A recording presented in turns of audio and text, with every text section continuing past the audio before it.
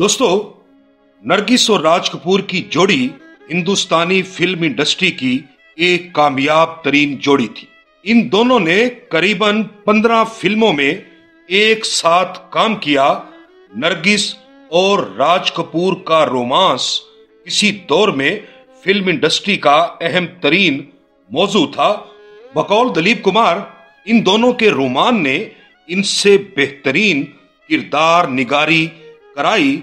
नरगिस और राज कपूर का रोमांस अपने पीछे एक ट्रेजेडी भी रखता है, लेकिन आज की यात्रा में हमारा मौजू राज कपूर की नरगिस दत्त के लिए वो श्रद्धांजलि है जो नरगिस दत्त की वफात पर राज कपूर ने अपनी एक तहरीर में पेश की थी। राज कपूर की ये तहरीर मुंबई से शाया होने वाले अदबी मैगजीन फन और शख्सियत के नरगिस दत्त नंबर में शाया हुई थी। अपनी इस तहरीर में राज कपूर जहां नरगिस दत्त के फन के मोतरिफ नजर आते हैं, वहीं उनके दिल में अपनी इस पुरानी साथी के लिए एक एहतराम का जज्बा भी मौजूद है। राज कपूर अपनी तहरीर नरगिस को मेरा आखिरी सलाम में लिखते हैं, हम तमाम लोग ये जानते थे कि मर्ज लाइलाज था। फिर जब मैंने ये सुना कि नरगिस दत्त को सेल्वन केटरिंग मेमोरियल हॉस्पिटल ले जाया जा रहा है, वही अस्पताल जहां मैं अपने वालिद को ले गया था, तो मुझे एक मुखलिस और ज़ईफुल उम्र अमेरिकन खातून की वो बात याद आ गई जो उसने मुझे उस वक्त कही थी। मैं अस्पताल के वेटिंग रूम में खड़ा था जब उस खातून ने अपनी आंसू भरी आंखों से मुझे देखते हुए कहा था, मेरे बेटे, ऐसा नहीं कि कोई अस्पताल अच्छी जगह हो, लेकिन बिलखुसूस ये हॉस्पिटल बहुत मनहूस जगह है, इसलिए कि अगर एक बार तुम यहाँ आ गए तो। और फिर वो हिचकियां लेने लगी। और हकीकतन ये हॉस्पिटल बहुत मनहूस जगह साबित हुई, जैसा कि उस शरीफुन नफ्स अमेरिकन खातून ने कहा था। उस मूजी मर्ज के बारे में सभी जानते थे, जिससे मिसिस दत्त नबरदाजमा थी, फिर भी हम अयादत में मसरूफ रहे, दुआएं की और ये उम्मीद बांधे रखी कि शायद कोई मौजज़ा हो जाए। इसके अलावा मिस्टर दत्त ने अपनी बीवी की तीमारदारी जिस अकीदत और लगन से की, उसे देखते हुए हमारी ये ख्वाहिश थी कि मौजज़ा अगर सावित्री और सीता वन के साथ हो सकता है तो इस मर्तबा क्यों नहीं हो सकता। हमारी आरजू थी कि वो बदतरीन हालात से कामयाबो कामरान लौटे, मगर ये न हो सका। ये हमारे लिए बहुत बड़ा सदमा था। सदमा सिर्फ उनकी मौत का नहीं, क्योंकि उन्हें कम से कम अजियतों और तकालीफ से निजात मिल गई, लेकिन सदमा इस बात का है कि वो अब हम में नहीं रही। इस सफेद पोश खातून ने अपनी जिंदगी में बहुत कामयाबियां हासिल की, और सिर्फ फिल्मों में ही नहीं, फिल्मों में तो खैर वो चंद हिंदुस्तानी अदाकाराओं में से एक थी, लेकिन इसके अलावा वो अपनी सरजमीन की बेहतरीन हिंदुस्तानी खातून थी। उन्होंने जो भी काम किया खुलूस, हमदर्दी, मोहब्बत और अकीदत के साथ किया। सेल्वन केटरिंग मेमोरियल हॉस्पिटल के डॉक्टर मेरे वालिद से कहा करते थे, जनाब आपको कैंसर है, और मेरे वालिद हंस दिया करते थे। अमेरिकन डॉक्टर्स को इस बात पर भी ताज्जुब था कि एक बेटा जो खुद कई बच्चों का बाप है, अपने वालिद को अस्पताल लाया है और उसके साथ रह रहा है। आज की अमेरिकन तहजीब के लिए ये एक अजीबो गरीब बात थी। मुझे यकीन है कि उस वक्त भी उनके जज्बात وہی ہوں گے جب انہوں نے مسٹر دت اور ان کے بچوں کو مسز دت کی تیمارداری کرتے ہوئے دیکھا ہوگا۔ یہ بات اس ملک کے ان تمام لوگوں کی آنکھیں کھول دینے کے لیے کافی ہے جو فلمی دنیا کے تعلقات، شادیوں اور خاندانوں کی ہر وقت تذلیل کرتے رہتے ہیں۔ دت خاندان کے افراد نے اپنے بحرانی وقت کے دوران جس ثابت قدمی کا ثبوت دیا ہے، اسی سے ایسے تمام لوگ اس بات کا اندازہ کر سکتے ہیں کہ ہاں، یہ ایک خاندان، ایک گھر اور میاں بیوی کے تعلقات کی عمدہ ترین مثال ہے۔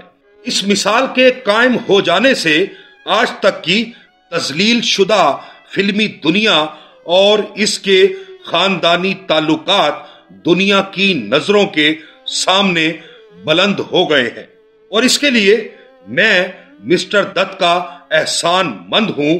یہی میرا ان کے لیے نذرانہ عقیدت ہے۔ 1920 میں جب پرتھوی راج نے فلمی دنیا سے رشتہ جوڑا تو وہ ایک پڑھے لکھے، مہذب اور اعلی خاندان کے چشم و چراغ تھے، اور انہوں نے فلمی دنیا کے گھٹیا اور بد کردار امیج کو اونچا کرنے کی کوشش کی تھی۔ سنیل دت نے اپنے خاندان کے تعلق سے جس پرخلوص عقیدت کا مظاہرہ کیا، اس سے انہوں نے اس امیج کو اور زیادہ باوقار اور بلند بنایا۔ مجھے ان پر فخر ہے۔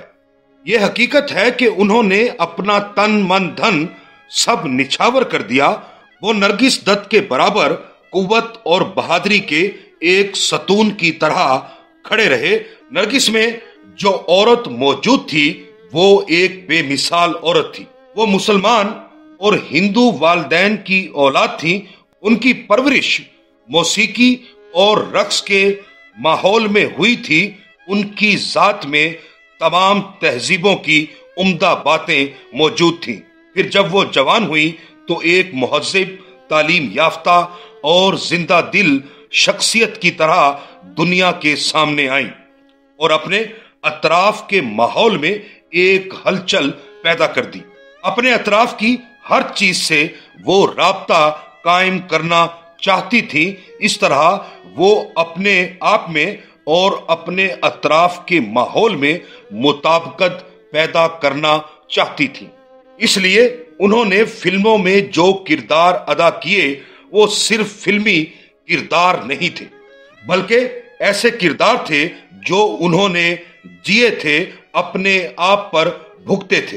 خواجہ احمد عباس کی فلم انہونی نے، جس میں انہوں نے جڑواں بہنوں کا کردار ادا کیا تھا، ان کی بے پناہ صلاحیتوں کو اجاگر کیا اور زندگی کی اس راہ پر جس پر وہ چل رہی تھی، جیسے جیسے وہ آگے بڑھتی گئی ان میں پختگی اور بہتری آتی گئی اور وہ بہترین اداکاری کا ثبوت دیتی رہی۔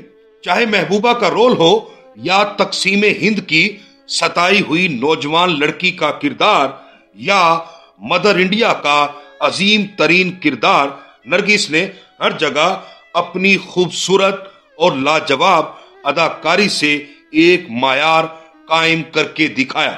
یہ کردار نگاری کسی پروفیشنل اداکار کی کردار نگاری نہیں تھی، بلکہ یہ ایک ایسی عورت کی کاوشوں کا نتیجہ تھی جس نے ان کرداروں کو محسوس کیا، ان سے ہم آہنگ ہو گئی اور ان میں سانسیں لی، اور یہ اس لیے ممکن ہو سکا کہ وہ بذات خود اچھائیوں اور خوبیوں کا نمونہ تھی۔ یہ صرف ان کی ذات کی وجہ سے ہی ممکن ہو سکا۔ معمولی باتیں بھی نرگس کے لیے بہت معنی رکھتی تھی۔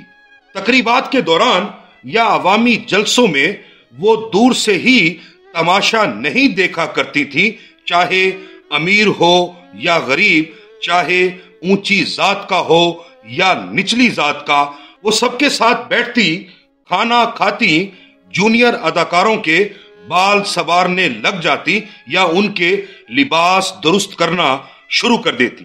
انہیں اپنے سپر سٹار ہونے کا کبھی گھمنڈ نہیں رہا، ان کے برتاؤ میں سادگی تھی، ان کے سفید لباس میں سادگی تھی، ان میں بناوٹ، دکھاوا یا نام نہاد اسٹار پن نہیں تھا۔ وہ ایک انتہائی سادہ اور حقیقت پسند خاتون تھی۔ ایک مرتبہ ایک الیکٹریشین بہت اونچائی سے گر گیا تھا، اسے ہسپتال لے جایا گیا اور یہ بھی اس کے ساتھ گئیں اور اس کے لیے بہتر ٹریٹمنٹ کے لیے کوشش کی۔ جب تک وہ ہسپتال میں رہا اس کے خاندان کو روپیہ پیسہ بھیجتی رہی۔ انہوں نے اس آدمی کی زندگی بچائی، اس کے بارے میں کوئی نہیں جانتا تھا۔ جب وہ ہاسپٹل سے صحت یاب ہو کر لوٹا تو اس نے دوسرے لوگوں کو بتایا اور اس طرح دوسرے لوگوں کو اس بات کا علم ہوا۔ وہ خود ڈاکٹر بننا چاہتی تھی، شاید اس لیے کہ ان کے والد بھی ایک ڈاکٹر تھے اور شاید اپنی اس خواہش کی وجہ سے وہ بیمار لوگوں کی تیمارداری میں جٹ جایا کرتی تھی۔ ان تمام باتوں نے ان کے کردار میں فلورنس نائٹ اینجل والی بات پیدا کر دی تھی۔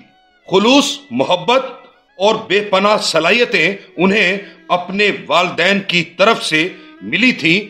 کئی لوگ انہیں جانتے تھے، میں بھی ان میں سے ایک ہوں۔ میں بھی ان خوش قسمت لوگوں میں سے ایک ہوں جنہیں نرگس کے ساتھ کام کرنے کا موقع ملا تھا۔